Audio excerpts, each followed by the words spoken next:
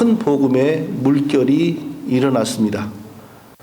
안식일마다 회당에 찾아가서 이제 거기 모여있는 유대인들과 또 유대교로 개종된 이방인들에게 복음을 전했는데 성령께서 큰 복음의 물결을 일으키셨습니다.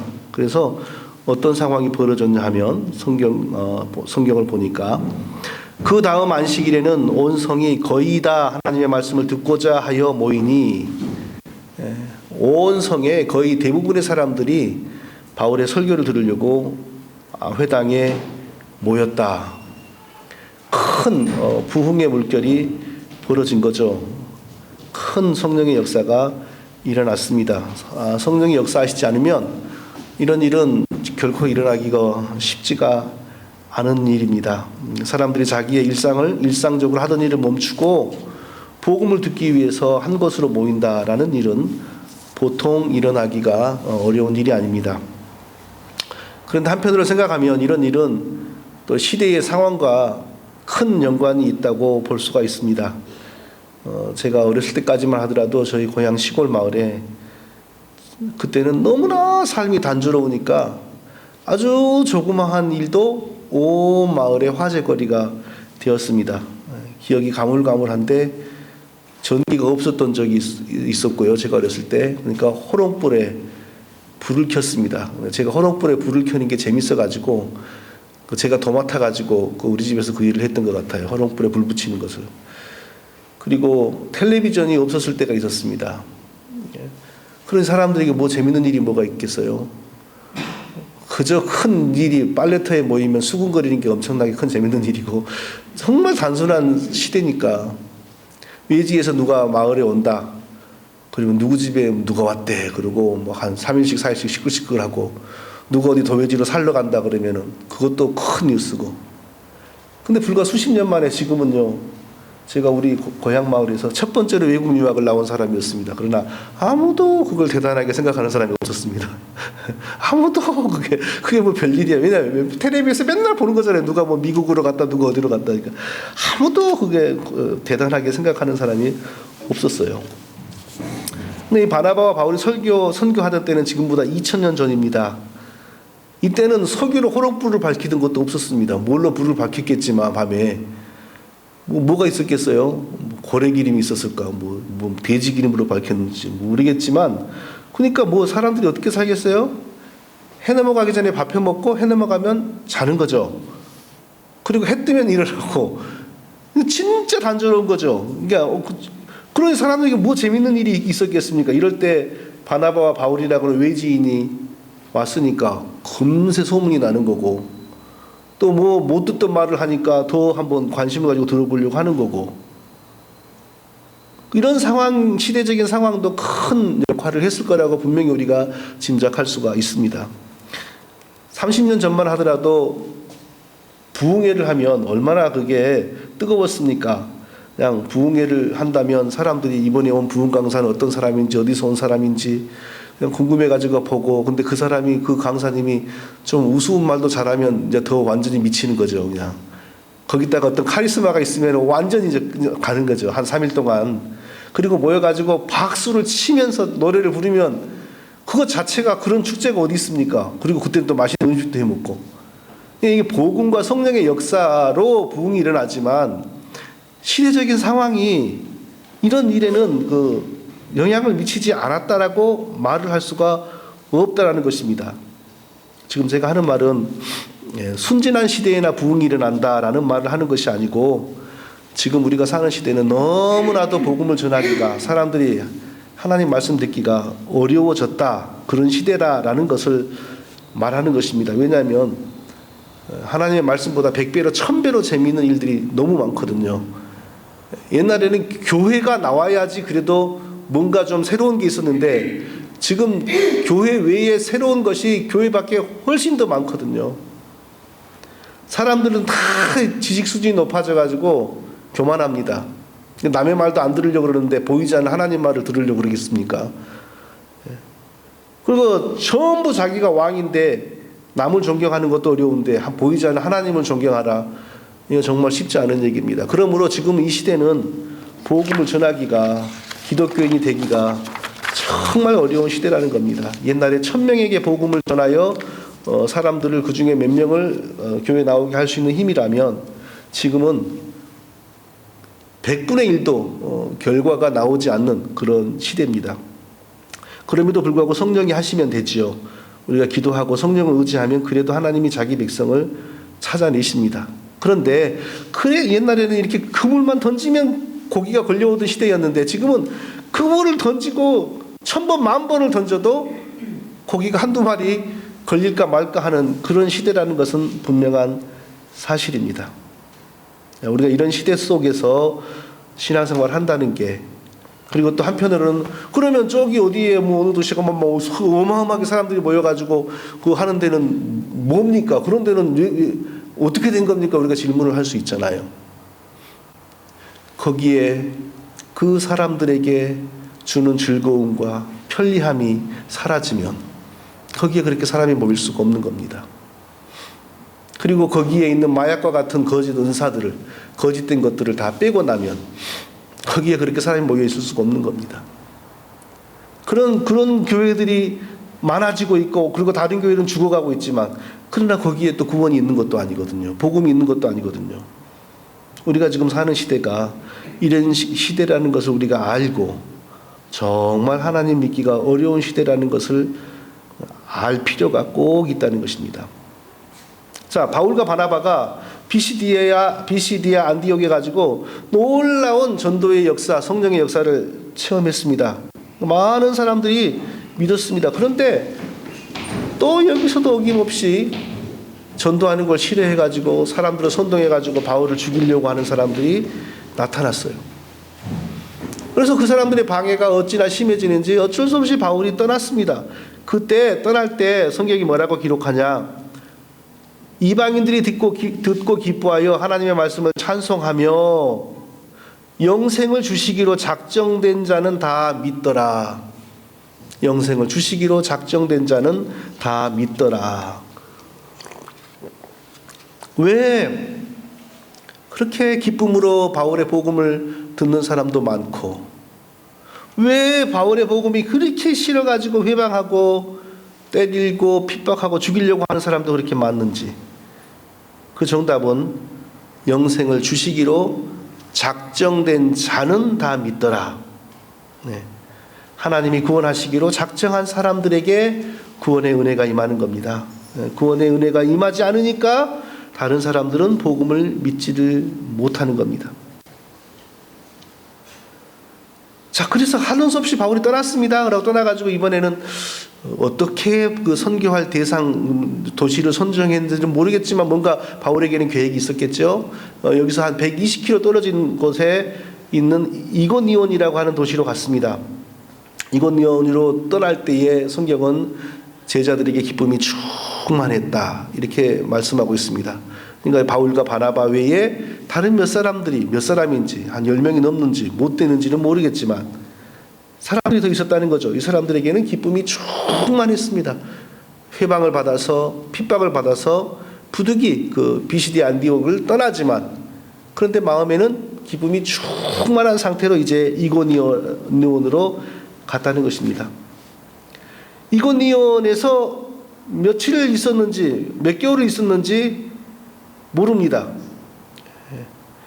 3절을 보니까 두 사도가 오래 있어 주를 힘입어 담대히 말하니, 그러니까 두 사도, 우리 성경에는 두 사도라고 번역을 했지만 바나바는 사도가 아니거든요. 그러니까 원문을 정확하게 번역하면 두 사람이 이래야 됩니다. 두 사람이 오래 있었다고 합니다. 오래 있었다면 적어도 한 달, 두 달, 어쩌면 6개월 뭐 그 정도겠죠. 6개월이 넘을 수도 있고. 오래 있었습니다. 오래. 굉장히 선교회를 여기에 굉장히 그 중요하게 여기고 아주 전략적으로 열심히 한 거죠. 그랬는데 이 이고니온 선교를 기록한 본문은 기껏 해봐야 7절밖에 안 됩니다.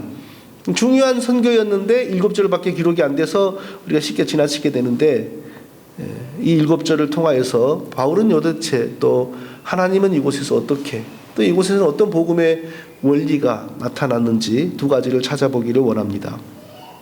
첫째로, 자, 여기서도 역시 복음 앞에서 어떤 사람들은 기쁨으로 복음을 믿고 어떤 사람들은 앙심을 품고 복음을 회방하고 싫어하더라는 것입니다.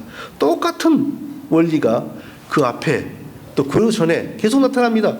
복음을 전하니 어떤 사람들은 기쁨으로 막 믿고 또 어떤 사람들은 막 악감정을 품고 자기도 안 믿을 뿐만 아니라 다른 사람들도 안 믿도록 선동을 하고 그래서 바울을 나중에 때리고 죽이려고 막 일을 벌이는 거예요. 또 여기서도 바울은 똑같은 전략을 선택했습니다. 유대인들이 모이는 회당으로 갔습니다. 회당에 가서 구약 성경 들고 다니지도 못하죠. 그때는 구약 성경 하나가 뭐 짐승의 가죽 같은데 막 있었으니까 구약 성경을 다 모아놓으면 아마 이 방이 큰 부피를 차지할 겁니다. 그래서 일반인들은 성경을 알 수가 없죠. 특별한 사람들만 성경을 알고 그리고 특별한 사람들이 읽으면 나머지는 그냥 듣고 뭐 그런 정도였겠죠. 그런 유대인들과 또 유대교로 그런 개종한 이방인들이 있는 회당에 가가지고 또 인간적으로 착실하게 행동을 잘하면서 그들의 마음을 얻었습니다. 그들의 마음을 얻으니까 선생님들은 어디서 오셨습니까? 굉장히 성경을 잘 아는 것 같은데 우리한테 좀 한번 설교를 하시겠습니까? 이렇게 이렇게 관계가 발전한 거죠. 그러다 드디어 이제 또 설교를 하게 됐습니다. 그러니까 적어도 상당 기간 교제를 했겠죠. 복음을 전했더니 여기서도 역시 성령님이 크게 역사하셨습니다. 유대와 헬라의 허다한 무리가 믿더라. 유대, 혈통적으로 유대인인 사람들, 헬라, 그리스 사람들, 혈통적으로 그리스 피가 섞여 있는 사람들, 아니면 문화적으로 그리스의 영향을 받고 자란 사람들, 허다한 무리, 적어도 한 10명 이 정도로 허다하다 하지는 않잖아요. 100명, 200명, 300명 이런 사람들이 예수님을 믿는 겁니다. 이때는 기독교가 막 예루살렘에서 시작되어 가지고 온 세상을 향하여 뻗어나갈 때므로 하나님이 이렇게 뜨겁게 크게 역사하셨고 그리고 또 상황 시대적으로도 사람들이 너무너무 순진하고 단순한 시대니까 누가 와가지고 무슨 말을 하면 들어주던 시대고 그러니까 이런 일이 있었던 것 같아요. 미국에 여기 유럽 사람들이 와가지고 여기 문명을 가꿀 때도 그냥 어쩌다가 이 전도자들 순회 설교자들이 오면 낮에 그렇게 힘들게 일하고 고나게 자야 될 시간인데도 사람들이 다 천막으로 모여가지고 몇 시간씩 설교를 듣고 막 그게 바로 부흥회였죠. 그런 일을 3일씩 4일씩 일주일씩 하고 그랬다고 합니다. 그러니까 그게 전부 시대적인 상황 때문이었다 그러면 안 되죠. 다 하나님이 그렇게 크게 역사를 한 거 분명히 맞죠. 그런데 시대적인 상황도 한몫을 했죠. 하도 단순하고 심심하던 시대니까 누가 와서 무슨 말을 하면 들어보겠다는 마음이 있었던 거죠. 그때는요.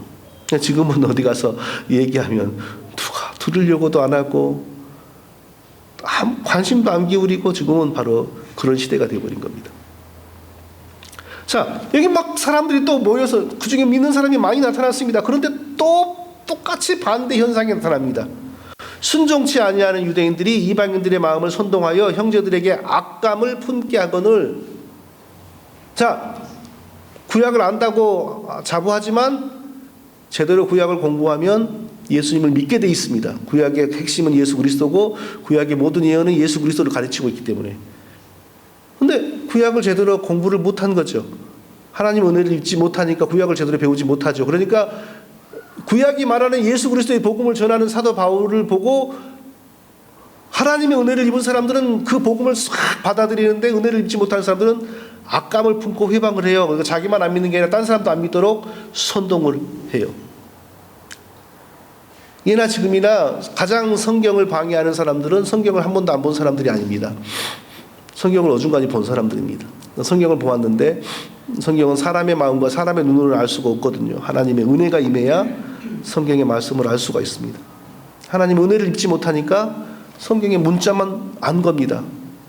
제일 무서운 사람들이 뭐냐? 성경을 어중간히 알고서 성경을 가지고 예수님을 회방하고 성경을 가지고 교회를 힘들게 하는 사람들. 이게 바로 이단이죠. 그런 사람들이. 이단은 딴 사람들이 아니라 성경을 가지고 기독교를 방해하는 사람들이 바로 이단입니다. 유대교가 옛날에 이단의 원조고 지금도 성경을 가지고 교회도 다니면서 그러나 참된 예배를 회방하고 참된 신앙을 회방하는 사람들이 얼마나 많은지 모릅니다. 하나님의 은혜를 입지 못해서 그렇습니다.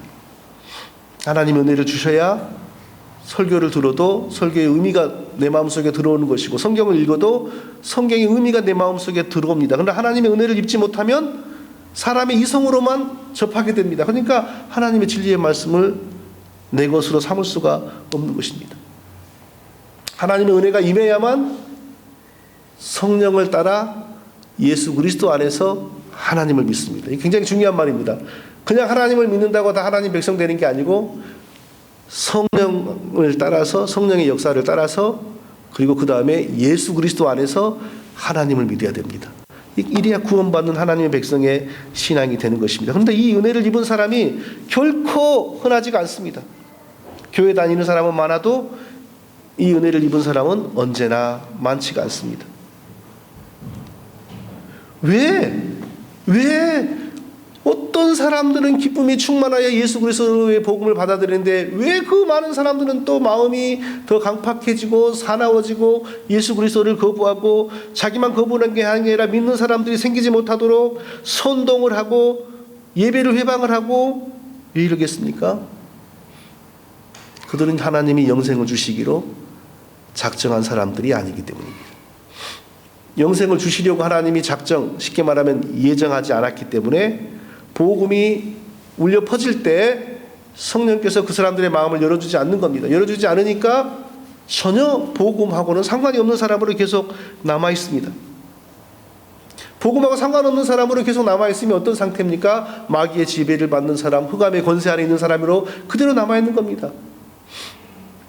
아담의 범죄로 말미암아 모든 사람들은 태어나는 순간부터 죄인이요, 하나님의 저주를 받은 사람이요, 하나님의 진노의 대상이고, 그리고 절대로 영원히 죽어 있으므로 절대로 자기 힘으로 자기 지혜로는 예수 그리스도를 믿을 수 없는 상태로 태어납니다.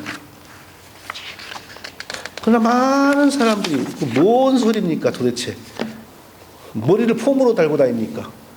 아니 생각해보고 예수 믿을 마음을 가지는 사람이 왜 없습니까? 많은 사람들이 이렇게 말을 합니다. 만일 머리가 폼으로 달려있는 게 아니고 생각해서 예수 믿고 천국 가야 되겠다라는 판단이 들어서 예수 믿는 게 맞다면 성경은 거짓말하는 전문서적입니다. 왜냐하면 성경은 뭐라고 말씀하냐면요, 의인은 없나니 하나도 없으며 깨닫는 자도 없고 하나님을 찾는 자도 없도다. 성경이 분명히 말했습니다.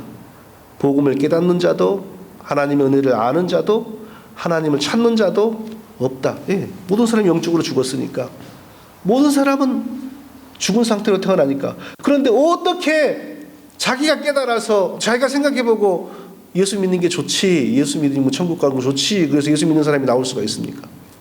그런 사람이 한 명이 나온다면 성경은 거짓말하는 전문서적이에요. 의인은 없나니 하나도 없으며 깨닫는 자도 없고 하나님을 찾는 자도 없도다.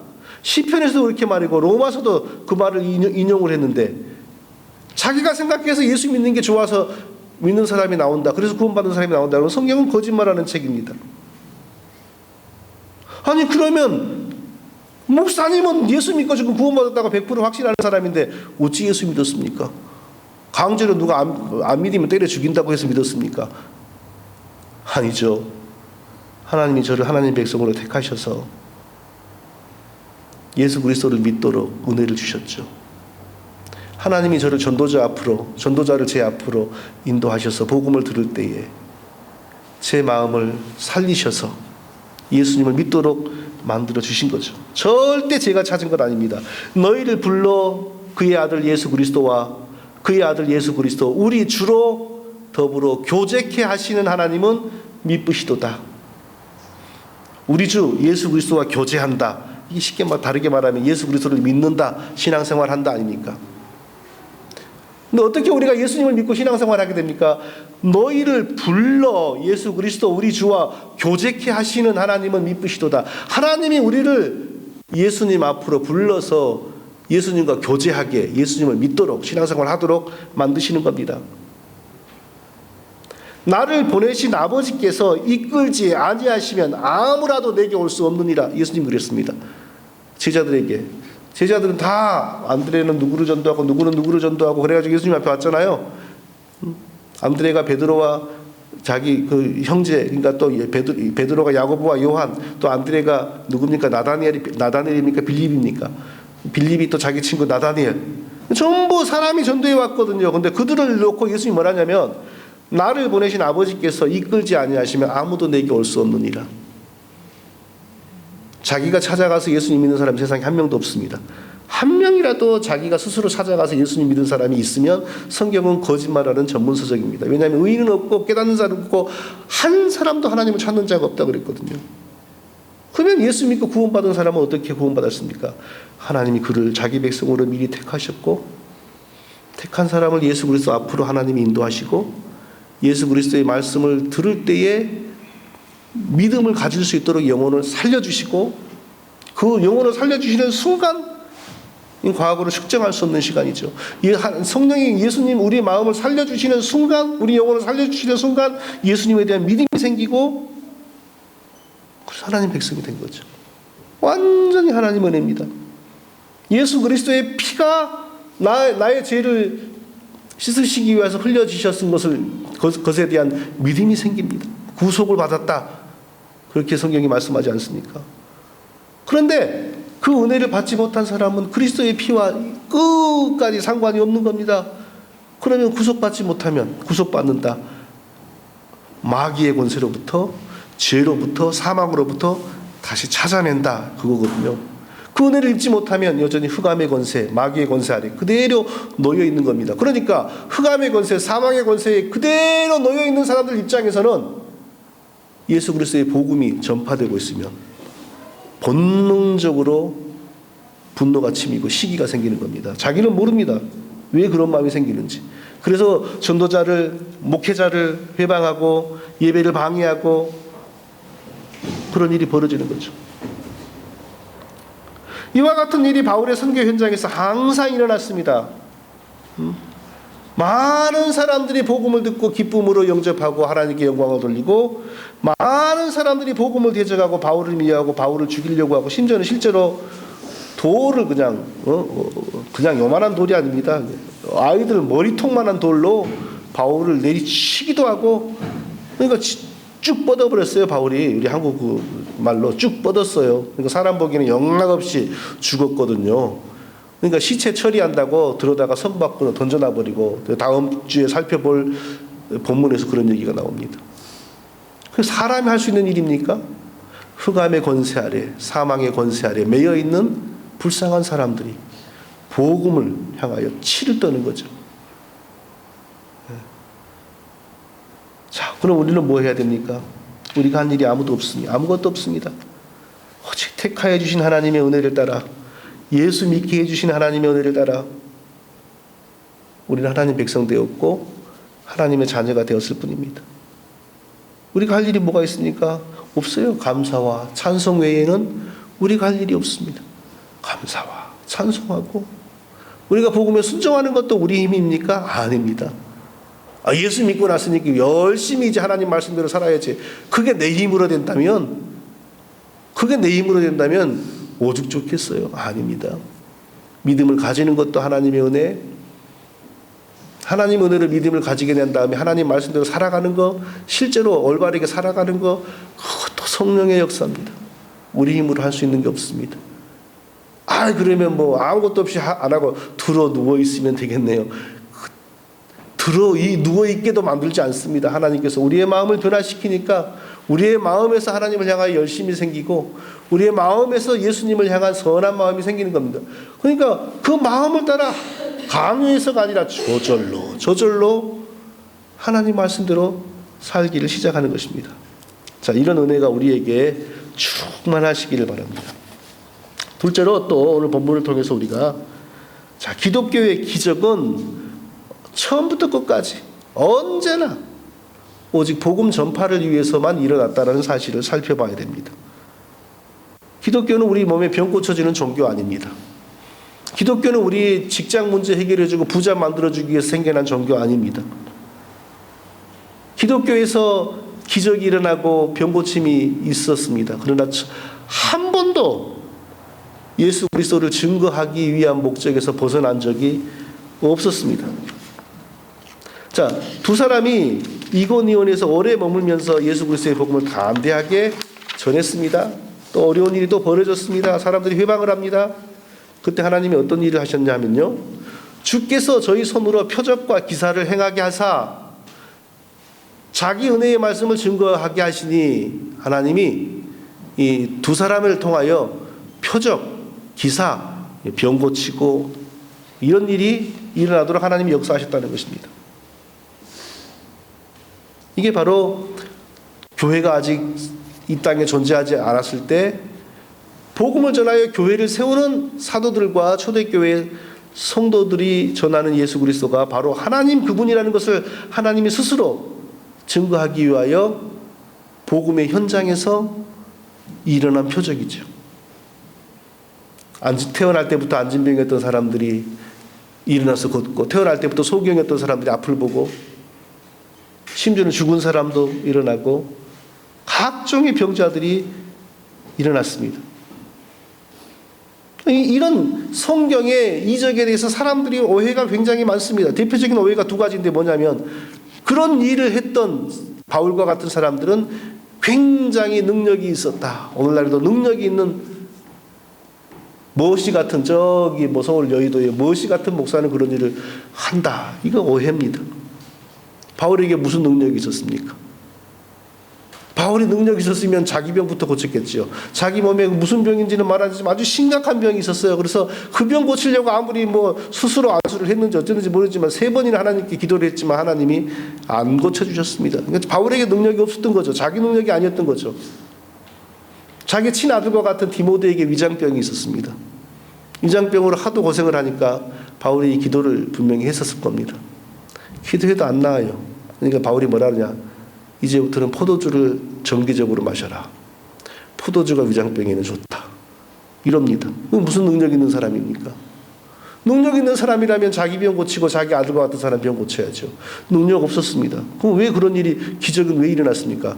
바울이 전하는 예수 그리스도가 구세주라는 사실을 하나님이 스스로 증거한 겁니다.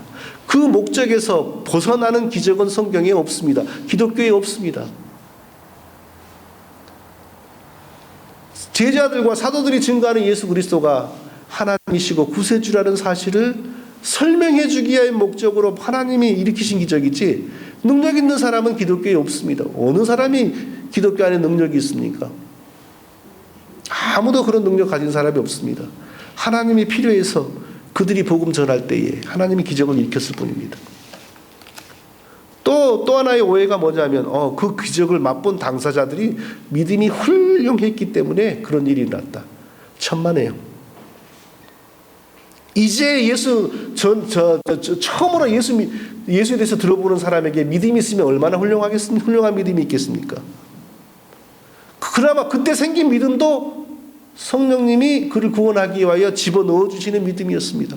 근데 어떤 경우는 믿음이 요만큼도 없는 사람도요, 대표적인 경우가 요한복음 5장에 나오는 베데스다 연못가의 그 38년 된 병자죠. 38년 동안 병을 앓고, 그리고 그 연못가에 몇 년 동안 들어누워 있었는지 모르지만 맨날 들어누워 있는 겁니다. 예수님이 물어봤어. 너는 왜 여기 맨날 들어누워 있냐? 그러니까 천사가 내려와가지고 이 물을 떠가는데 그때 내가 물에 들어가면 내 병이 낫는다. 그게 미신이지 그게 믿음입니까? 천사가 무슨 물 떠갈 일이 있겠어요. 하늘에 더 좋은 물이 있을 텐데. 그리고 그때 들어간다고 무슨 병이 낫겠어요. 완전히 아무 소망이 없으니까 그런 거라도 믿어야죠.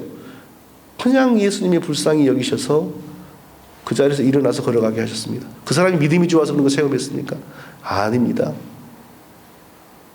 그 사람과 그 사건을 보는 많은 사람들에게 내가 바로 메시아다라는 사실을 보여주기 위해서 예수님이 그냥 그런 기적을 일으키신 것입니다. 기적을 일으키는 사람이 능력 있는 것도 아니고, 기적을 맛본 사람이 믿음이 좋은 것도 좋아서 일어난 것도 아닙니다. 아니, 믿음이 좋은 사람에게 그런 일이 난다면 요즘 세상에는 왜 그런 믿음 좋은 사람이 없겠습니까? 그래도 한 번도 죽은 사람이 일어났다거나 38년 된 안진뱅이가 일어났다거나 그런 말은 들어본지를 못했습니다. 성경이 전파되지 않은 선교지에서는 그런 일이 일어납니다. 제가 본 적이 없으니까 거기에 대해서는 뭐라고 말을 못하겠습니다. 일어났다고 뭐 믿을 수도 없고 안 일어났다고 믿을 수도 없습니다. 선교지에서는 처음으로 복음을 전하는 데서 일어난다. 거기에 대해서 뭐라고 할 말이 없습니다. 분명한 사실은 기독교는 사람의 병 고쳐주는 종교가 아니고 기독교는 사람 돈 벌게 해주는 종교가 아닙니다. 그런 목적으로 기독교가 생겨나지 않았습니다. 기독교는 죄와 저주 가운데 있는 우리를 구원하시기 위하여 하나님이 만드신 종교라는 것입니다. 이적은, 병 고치고 이런 이적은 기독교가 탄생될 때 예수 그리스도가 하나님이시고 구세주라는 사실을 특별히 하나님이 강하게 보여주시기 위하여 등장했던 일입니다. 그렇게 기적을 일으켜가지고 예수 그리스도를 믿게 하셨던 그 하나님이 지금 어떤 방식으로 우리를 구원하시는가? 예수 그리스도를 담고 있는 성경을 믿게 하십니다. 지금 성경을 믿게 하시는 그 하나님이 옛날에는 죽은 사람도 살려서 예수님, 그거 보고 예수님 믿게 만드신 바로 그 하나님입니다. 이제는요, 성경을 믿는 것 외에 다른 방법으로는 구원받을 길이 없습니다. 죽은 사람이 살아나는 걸 보면 믿지요. 죽은 사람이 살아나는 거 10번을 봐도 그 사람 구원받지 못합니다. 하나님께서 성경을 믿게 해주셔야, 하나님께서 예수 그리스도를 담고 있는 성경을 믿는 믿음을 주셔야만 그 사람이 구원을 받습니다. 그리고 병이 낫는다라고 하는데 전 참 말하기 어려운 문제입니다. 병이 나았다고 하는 사람들 상당수가 이상한 데 가서 그런 것을 체험합니다. 그런데 나중에 보면 병이 다시 재발하는 경우가 많습니다. 나았다고 간증을 했는데 열흘 뒤에 한 달 뒤에 초상치는 일이 굉장히 많습니다.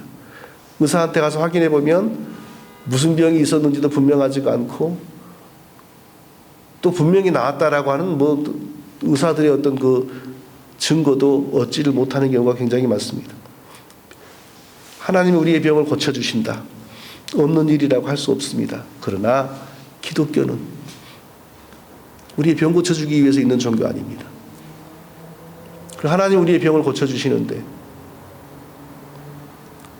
하나님이 발전시키신 약과 병원을 통하여 우리 고쳐주시는 것이 훨씬 더 많습니다. 옛날에 하나님이 죽은 사람을 살릴 때보다 하나님이 지금 발전시킨 병원과 약과 이 의학을 통해서 고침받는 사람이 1000배로 10,000배로 많고 그때보다 지금의 인간의 수명이 2배, 3배로 늘어났습니다. 기독교는 절대로 병 고쳐주고 가난한 사람을 부자로 만들어주는 그런 목적으로 탄생한 종교가 아닙니다. 기독교는 우리를 죄에서 씻어주시고 구원하여 주시는 예수 그리스도를 우리에게 주는 종교입니다.